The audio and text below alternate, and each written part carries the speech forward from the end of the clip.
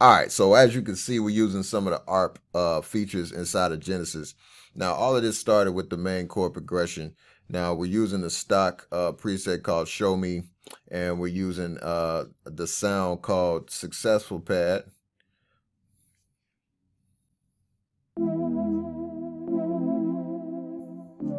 Now, everything's internal from the Genesis, the Chord Engine Genesis.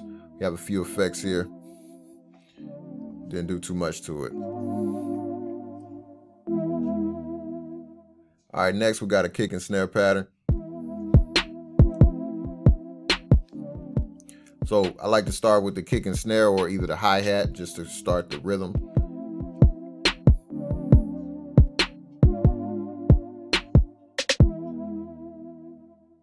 All right, so next you have the hi-hats.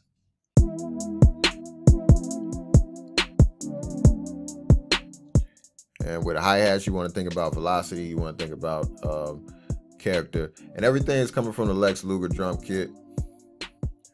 It's another thing about these tutorials. I'm going to show you guys the sounds I'm using. All right, so next we have the 808. We're going to drive the beat.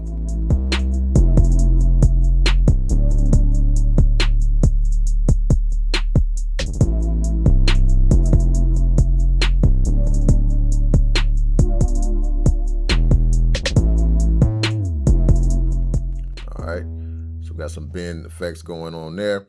And then last but not least, we have our ARP flutes. Now, basically we just pulled up the same preset, the A minor Show Me preset, and we ARPed it and we used the flutes instead. So now here are my ARP settings. We just turned the ARP on. I have the zigzag in and out, note order. We're using 116T, and I went ahead and drew in a velocity pattern.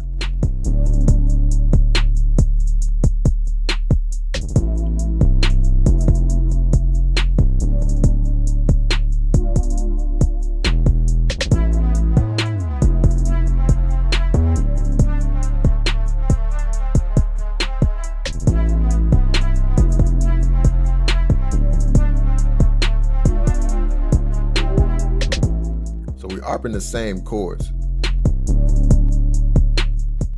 All right, so right now I'm gonna just go ahead and record the MIDI. Now I'm gonna hit record, and you can see it says waiting for the input. Now it's gonna record anything that's coming out of the Genesis exactly as it comes out. So if you want it quantized, then you can either play it quantized, or I like to go ahead and record my take and then record it to MIDI because I already have it quantized and everything. So we're gonna stop the recording. And we're going to go ahead and pull up something we can drag our MIDI into. Let's go ahead and drop it into this VIP right here. Now all we have to do is click here and then drag onto our VST. And there you have your MIDI. So it's quantized, and it's exactly as I played it as it came out of the Genesis. And as you can see, you have the velocity and everything here. All right. Now, another thing I want to show you guys is when you're recording your MIDI, let me go ahead and get rid of this right quick. When you're recording your MIDI, it's going to retain that last recording until you record over it, okay?